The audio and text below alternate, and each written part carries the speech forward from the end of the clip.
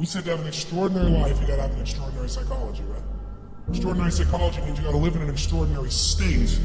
To be in an extraordinary state, you gotta condition your nervous system, your body, your physiology and focus to be at their best. And to do that, though, you can do that. Why doesn't everybody? Not because you can't, you all have the ability. It's because of our standards. Think about your own life. I know there have been areas in your life where some point in time you just shifted and you raised the standard and your life changed. Because whatever people have their identity attached to, they live. We live who we believe we are. My journey from here to there was lonely. The reason? I was willing to be wrong and admit wrong so that I could grow and so that I could change. You see, growth is a result of bad habits dropped, wrong priorities changed, and new ways of thinking embraced. It happens only when we question ourselves enough to ask serious questions from others. The people who do not grow are unwilling to ask themselves or others hard questions. They are unwilling to leave what they have known and practiced. They are not willing to be wrong so they can discover what is right.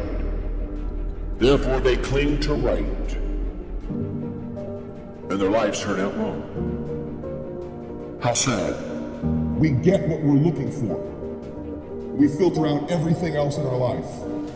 You're going to get what you're looking for even if it doesn't even exist. Even if it's not even there. If you're looking for negatives, if you're looking for setbacks, if you're looking to be looked over, you will find it even though it's not supposed to be there. But if you're looking for victory, for winning, for recruits, for people to change your life, for magic moments, you will find them if you're looking for them. I promise you that's true in life. Your brain, when you condition it, knows exactly what to go for and it'll find a way to get there. When you decide what's most important to you, your brain goes after it. Surrender of being right enables us to ask questions that others can answer and add value to us. Surrender of being right is the prerequisite to finding right. I believe that with all my heart. And here's what I know. I never want to get to the place where I've got it all figured out. I still want to keep learning, I still want to keep growing, and I still want to be a student.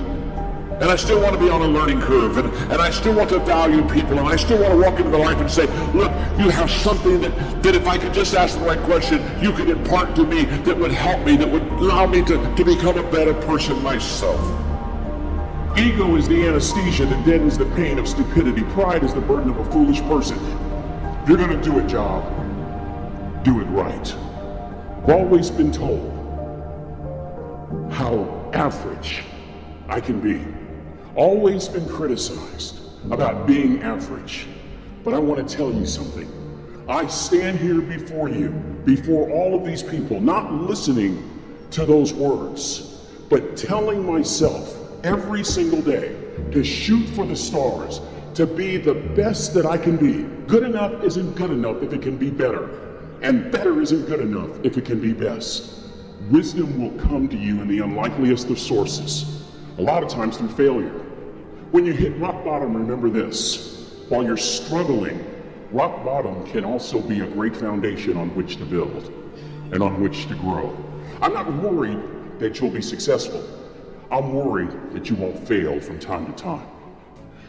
The person that gets up off the canvas and keeps growing, that's the person that will continue to grow their influence. How many of you would love a breakthrough?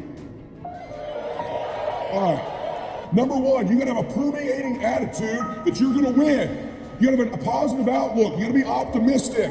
You gotta know you're gonna win. You gotta, right now, you gotta say, I'm gonna win. I don't mean just this contest. I don't mean the contest. I mean, I'm gonna win. I'm gonna win. My life is gonna win. There's gonna be a victorious life here. Because listen to me, the price you pay for losing here is too extreme. You have to carry the burden of failure the rest of your life. You carry that around with you if you fail here. The biggest thing that breaks my heart is you feel the spirit right now, and then when you get back, these dream stealers run into you, and they start to steal your dream, and you quit. You give up. You gotta decide I'm gonna win. You gotta decide that the failure part of carrying failure. You've been exposed to what your life could be. If you fail here, the price is extreme. It's forever. You carry the failure forever. I'm being honest with you. I meet people oftentimes that say, I was in WFG, you really changed my life in this meeting, but. And they put their heads down. They've been carrying it. They carry it. They see these Facebooks and Instagrams and what we're doing. You gotta know you're gonna win. You gotta sell out. Yeah, I'm telling you, you gotta become a sellout. You need to sell out. You need to get obsessed. You gotta get relentless. You gotta be a road dog. You gotta get intense. That's what you gotta do. There's some dream stealers. You need to look out for these 4. I don't want them to happen to you. You ready? Say yes. Dream stealer number 1 that'll take you out of here. Lack of confidence or faith. Lack of belief. It'll steal your dream. You gotta know you're gonna win. You gotta have some faith. These people sitting around you right now, they're whispering to you, you can do this. I believe it. Just like when you were a little boy. Just like when you were a little girl. They've always believed in you. They've always known you were gonna do something special. They always knew you were great. You need to know it. You need to take that God that's sitting there with you and those precious souls that have passed, that have always believed in you, and you carry them with you everywhere. They're with you anywhere. Acknowledge them. If you don't believe that, honor them. Honor God. Honor these people who believed in you with your magnificent life. Honor them. Don't give in to lack of belief, lack of confidence. Don't ever do that again. Don't do it in WFG or out of WFG. You were made to do something great. You're special. You were made in the image of God. Something awesome's supposed to happen for you. And those of you that have made something awesome happen, something even more awesome's supposed to happen for you. I would say for the last 45 years, we've told psychologists have been certainly to blame for this, at least in part. You're okay the way you are. That's what we tell young people. Oh, you're okay the way you are. It's like, man, there's nothing worse than you can tell someone who's young than that, especially if they're miserable. You know, and lots of them, well, if they're miserable and aimless, it's like, oh, I'm miserable and aimless, and sometimes I'm suicidal and I'm nihilistic and I don't have any direction in your life. In my life. It's like, well, you're okay the way you are. And it's like, they don't want to hear that. They want to hear, look, you know, and you know this, you're useless. You know nothing. You haven't got started. You've got 60 years to put yourself together, and God only knows what you could become. And that message is so much more, it's so funny because it's such an attack, but it's so positive because there's faith there in the potential that makes up the person rather than the miserable actuality that happens to be manifesting itself at the moment. And young people respond extraordinarily well to that because, well, you know that if you're a parent and you love your child, your son, your daughter, what you're trying to foster is the best in them. You want that to manifest itself across the course of their life. You want them to become continually more than they are, to see what they could be. And well, and I think that's part of the great message of the West, is that's the ethical requirement of individual being in the proper sense, is to constantly know that you're not what you could be, to take responsibility for that, and to commit yourself, like body and soul, to the attainment of that ideal. So I have this thing that I've been promoting called No Whining Wednesdays. Wednesday, you cannot whine, complain, or criticize. And people are like, well, what is whining? Whatever you think it is, don't do it. And every time you do it, you have to put a quarter in a jar. If you whine about anything, I can't, I'm tired, why do me, why don't you, why hurt me?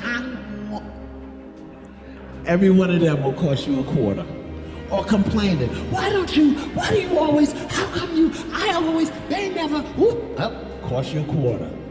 Then last week I had people send me pictures of their jars of quarters. Oh my God. But what they said to me also was, this was wonderful, because I was never ever aware of how much whining and complaining and criticizing I do.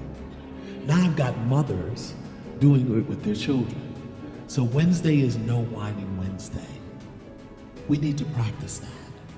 We need to stop whining about what isn't happening, what we don't have, what we can't do, what somebody didn't do. We gotta get it clean in 2014. No whining, no complaining, no criticizing.